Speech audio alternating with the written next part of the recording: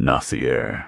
The day my son got promoted to partner at his law firm was supposed to be the proudest moment of my life. 26 years of watching him work, sacrifice, and push himself further than I ever thought possible. 26 years of driving him to debate practice at 6 in the morning, of sitting in the back of every courtroom where he argued his first cases, of being the one person who never stopped believing in him even when he almost quit during his second year of law school. That day was supposed to belong to both of us. Instead, I stood in the lobby of a downtown Chicago restaurant, holding a gift bag, reading a handwritten seating chart on a little easel by the hostess stand. My name wasn't on it, not pushed to a side table, not placed far from the head of the room, simply not there, like I hadn't been invited at all. I checked it twice, 3 times.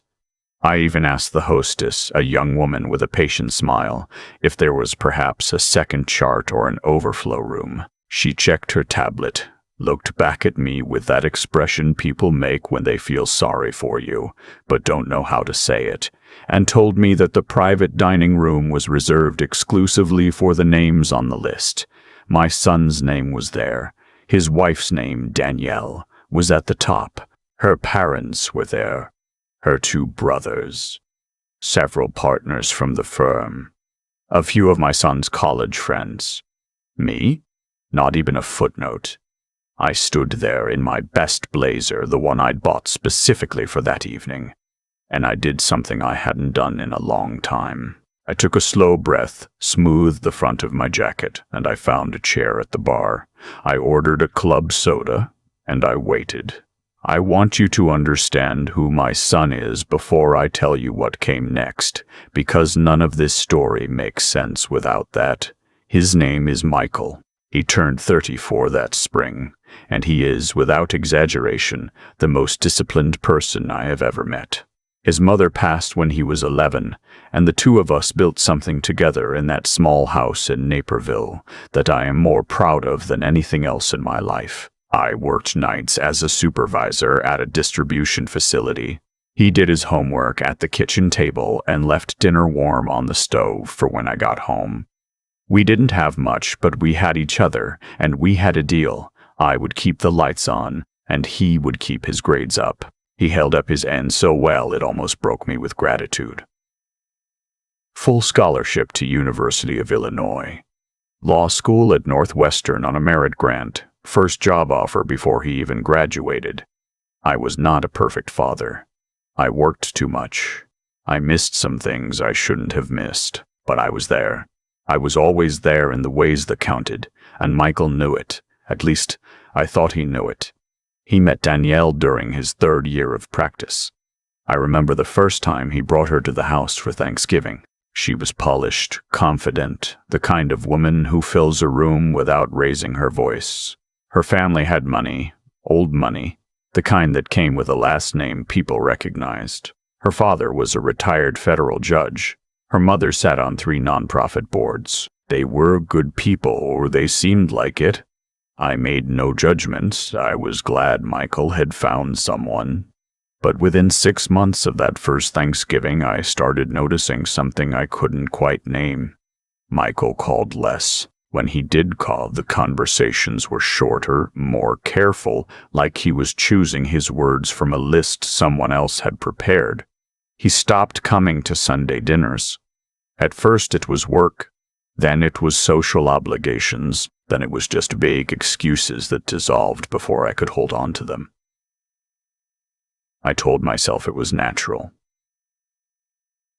He was building a life.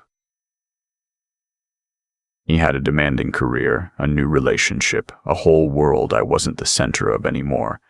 I told myself that was fine. That was good, even. That's what I had worked for. Then came the comments. The first one was at Christmas, about 1.5 years after he'd started seeing Danielle. We were in her parents' living room in Wintka, a house so large it had a name on a plaque by the front gate. And I made some offhand remark about a case I'd read about in the Tribune, something about labor law. I don't even remember what I said. What I remember is Danielle touching Michael's arm and him clearing his throat and saying quietly that maybe we shouldn't talk about legal matters socially. That it made some people uncomfortable. I looked at him. He didn't look back at me. I let it go. I shouldn't have, but I did. By the following spring, they were engaged, and something in Michael had shifted in a way I could no longer explain away. He became formal with me. Polite in the way that strangers are polite. He remembered my birthday and sent a card with a gift card inside, which he had never done in his life. He'd always called, always made a plan. The gift card felt like a door quietly closing. I tried to talk to him about it once, directly. I drove up to the city on a Saturday morning and asked if we could have breakfast. He met me at a diner near his apartment, and I told him I felt like I was losing him. I didn't say it to manipulate him. I said it because it was simply true, the way a fact is true, and I wanted him to know. He told me I was being too sensitive. He said I had a tendency to make things about myself. He said that Danielle had noticed it too, and that her therapist had a term for it. I don't remember the term, something about emotional enmeshment, and that it might be worth my while to speak to someone. I was 61 years old, and my son sat across from me with a cup of coffee cooling between his hands and explained to me, in the measured tone I had watched him develop in courtrooms, that my feelings were a clinical problem I should address privately. I drove home in silence. I didn't call him for 3 weeks, and he didn't call me either. I want to be honest about what that period was like because I think honesty is the only thing that makes a story like this worth telling. I was not angry. I was something worse than angry. I was confused in a way that made me question my own memory. Had I been smothering? Had I asked too much of him? I went back through years of interactions, trying to find the moment I had crossed some line I hadn't known existed. I talked to my older brother Ray, who had known Michael since he was in diapers. Ray listened to everything I told him and then said very simply that the Michael I was describing didn't sound like the Michael he knew. That helped, not because it gave me answers, but because it reminded me that I wasn't imagining things. There was a woman at my church, Margaret, who had been a licensed counselor for 30 years before she retired. We'd been friends for a long time, and I trusted her the way you trust someone who has never once told you what you wanted to hear. I took her to coffee and laid out the whole thing.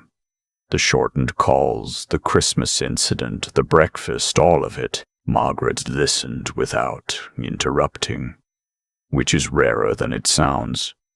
When I finished, she was quiet for a moment. Then she said something that I wrote down that night and have kept ever since.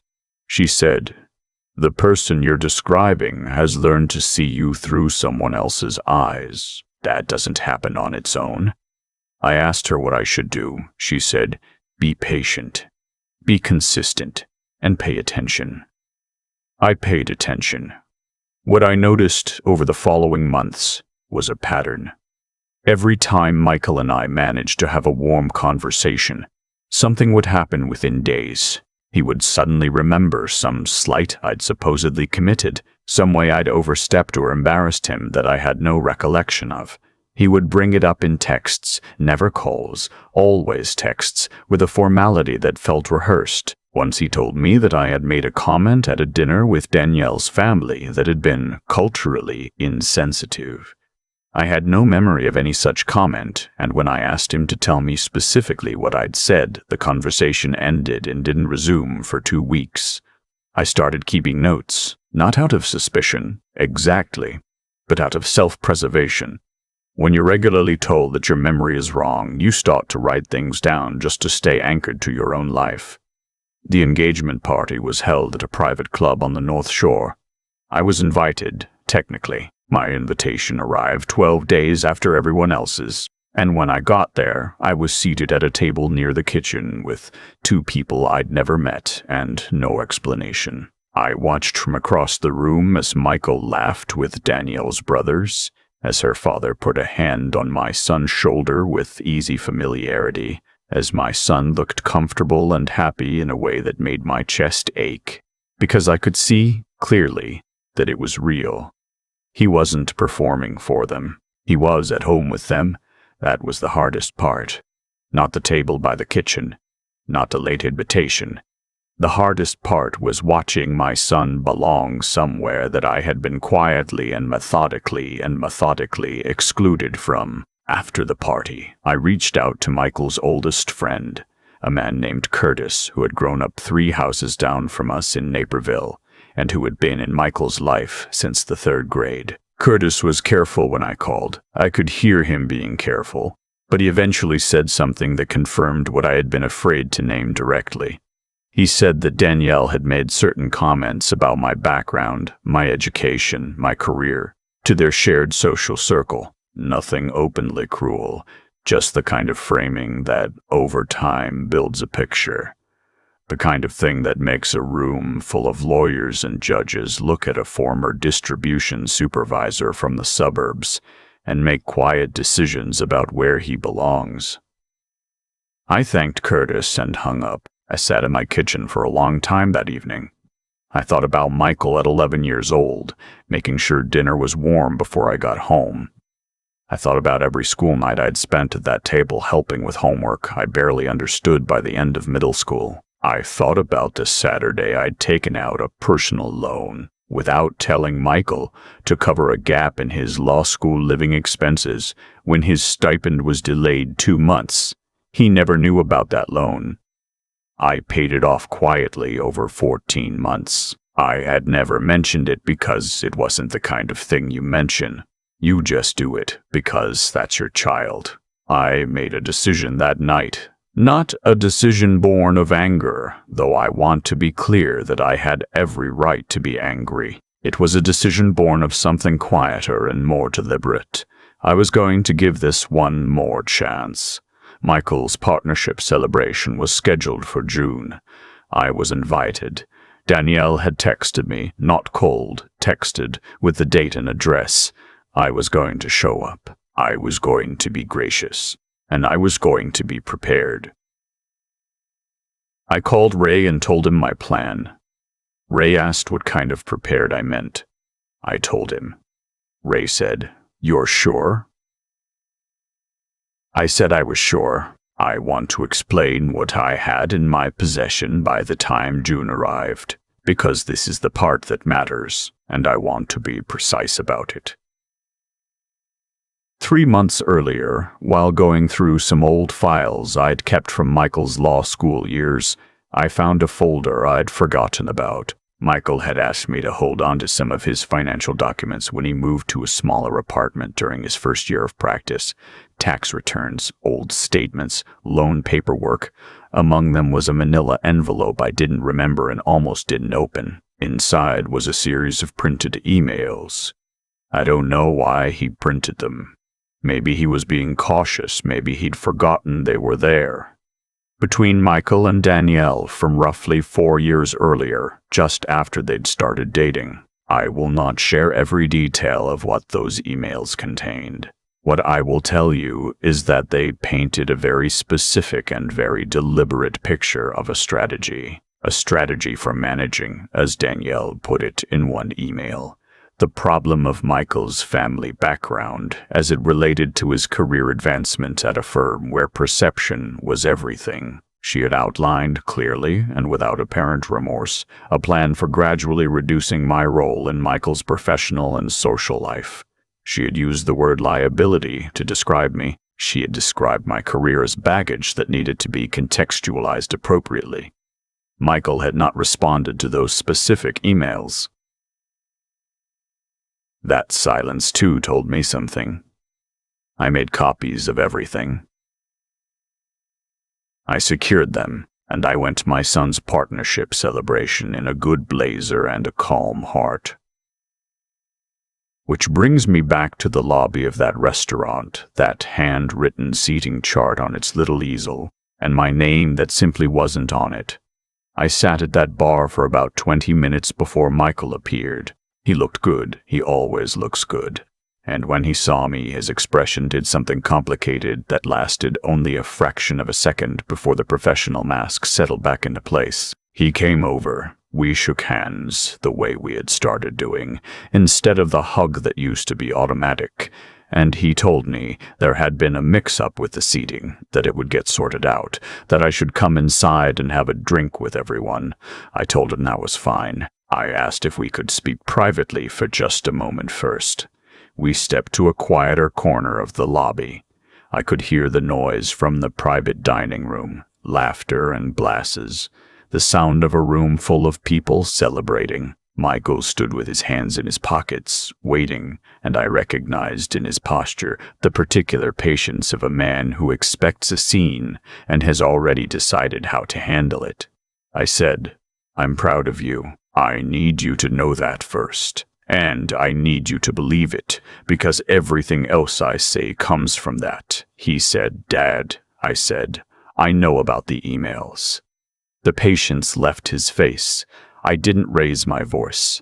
I told him quietly and specifically what I had found and what it contained. I told him about Danielle's language, liability, baggage, managed. I told him that I understood he loved her and that I was not asking him to choose. What I was asking, what I needed, was for him to understand what had been done, not to me, but to him. Because the man who had been slowly persuaded to leave his father's name off a seating chart at the most important professional milestone of his life was not the man I had raised. And I missed that man, and I thought somewhere underneath all of it, he might miss him too.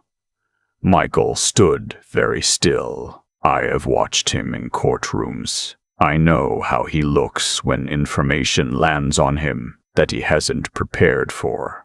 This was that face, unguarded and unmanaged, the face of my 11-year-old son in the body of a grown man. He said, "Where did you get those?" I told him. He was quiet for a long time. Out in the private dining room, someone was making a toast. We could hear the raised glass, the responding laughter, the sounds of a celebration going on without the two people who arguably had the most to do with each other. He said, "I didn't know she wrote that." I told him I believed him. He said, "I've said things to you that weren't fair." I told him I knew that too. What happened next I will keep mostly between us, because some things don't belong to anyone else. And the conversation Michael and I had in that hotel lobby corner for the next 40 minutes is one of them. I will tell you that we both said things we'd been holding too long. That some of it was hard to hear on both sides. And that at the end of it, my son hugged me the way he used to, without calculation. And I held on longer than was probably appropriate for a 63-year-old man in a nice restaurant. And I didn't care even slightly. I will also tell you what I noticed when we walked into that private dining room together. Danielle saw us come in. She looked at Michael's face, then at mine, and something shifted in her expression. Not guilt, exactly, not yet, but the look of a person who suddenly cannot be certain what has been said and what has been left unsaid. She was gracious. She is always gracious. She greeted me with a smile and indicated an empty chair that had been added to the main table at some point in the previous hour. I sat down. I ate a very good meal. I watched my son be celebrated by the people who worked with him, people who clearly respected him enormously, people who spoke about his integrity and his precision and his relentless preparation, and I thought, yes, that's right. That's who he is. That's the person we built together in that house in Naperville at a kitchen table, working on homework I couldn't follow by the time he was in high school. I did not make a scene. I did not confront Danielle at the table or present any documents publicly. I want to be clear about that because I think it matters. This was not about spectacle. It was not about revenge in any small, satisfying social media sense of the word. The emails stayed in my jacket pocket. The only person I shared them with that night was the only person who needed to see them. In the weeks that followed, Michael had a series of conversations with Danielle that I was not part of and did not ask to be part of. What I know is what Michael told me himself, in measured terms that respected both his privacy and hers, which is exactly the kind of man he is. I know that certain things were said and acknowledged. I know that certain patterns were named directly for the first time. I know that he told her clearly that his relationship with his father was not a problem to be managed, and that it would not be treated as one going forward. I also know, because Michael told me this specifically, that when he confronted her with the language from those emails, liability, baggage, managed, Danielle cried and said she'd been young and ambitious and afraid, and that she hadn't fully understood what she was asking him to give up. I don't know how much of that is true. I'm not in a position to judge her heart. What I believe is that people are complicated, and that ambition and fear together can make someone do things they might not otherwise choose. I raised a son who became a lawyer, so I have some appreciation for how rarely things are simply good or evil, and how often they are just human and therefore mixed and therefore in need of patience. What I know is this. 2 Sundays after that evening, Michael showed up at my house in Naperville for the first time in almost 2 years. He brought coffee from the place in town I like and a box of kolaczki from the Polish bakery around the corner that he'd been getting since he was a teenager, and we sat at the same kitchen table where he used to do his homework, and we talked for 3 hours about nothing much and everything that mattered. He told me about a case he was working on. I told him about my neighbor Frank's ongoing battle with a raccoon living under his deck. We argued, as we always had, about the cubs. He told me he was going to be better about calling. I told him I was going to try to be better about not overthinking things, because I wasn't entirely without fault, and I knew it. Before he left, he stood in the doorway the way he used to when he was a teenager, heading out with his friends, one hand on the frame, and he said something I think about often. He said, "I'm sorry I let someone else write the story of who you were. You deserved better than that from me." I told him that I knew, and that it was okay, and that I was proud of him. After his car pulled out of the driveway, I went inside and sat down. I thought about all the Sundays that had been missing, the dinners that hadn't happened, the phone calls that had been short and careful, and nothing like the conversations that used to be. I thought about Margaret telling me to be patient and consistent and to pay attention. I thought about the personal loan I'd paid off alone in 14 months and never mentioned. And I thought about all the other things in a parent's life that you carry quietly, not because they're secret, but because they're simply love. And love doesn't need an audience. What I want anyone listening to take from this is not a lesson about in-laws or marriage, or any of the specific details of what happened between my son and me. What I want you to take is something simpler. If someone you love has started to see you through someone else's eyes, if the person you raised or built a life with has started to use words and phrases that don't sound like them, that sound borrowed and practiced, that make you feel like you're being handled rather than known, pay attention to that, not with bitterness, not with ultimatums, with patience and consistency and your eyes wide open. The truth doesn't need to be loud. It just needs to still be there when the noise finally clears.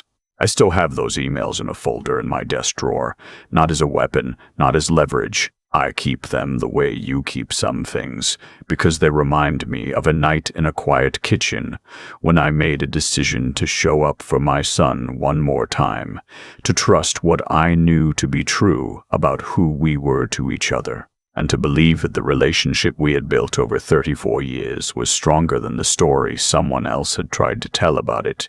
It was. It is Michael calls every Sunday now.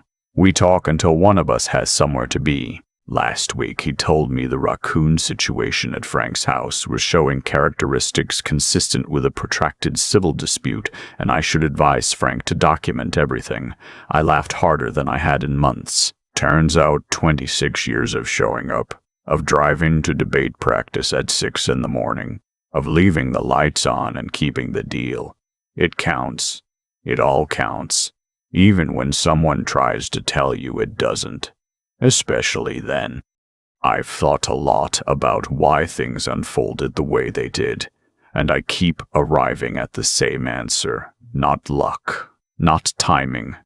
Cause and effect, the oldest, most reliable force in a human life. I spent decades showing up quietly, driving in the dark, paying debts I never announced, sitting at kitchen tables long after I was tired because that was what the moment asked of me. None of that disappeared just because someone decided it was inconvenient. Actions that genuine don't evaporate. They accumulate, they wait, and eventually the weight of them becomes impossible to argue with, even for the person who tried hardest to dismiss them.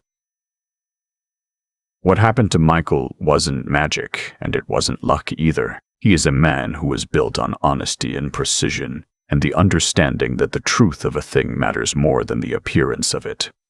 Those qualities came from somewhere. They were practiced at a kitchen table in Naperville in early morning car rides, in the long years of a quiet house, where we kept our word to each other because that was all we had, and it turned out to be more than enough. When he finally stood in that lobby and heard something true, something that cut through all the careful reframing he'd been given, he recognized it.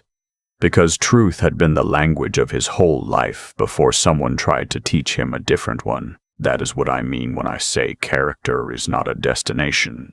It is a direction. You move toward it every day through choices that often feel insignificant in the moment.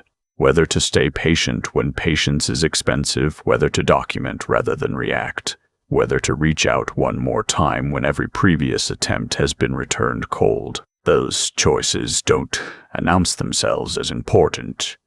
They rarely feel like anything at all. But they are the architecture of who you are.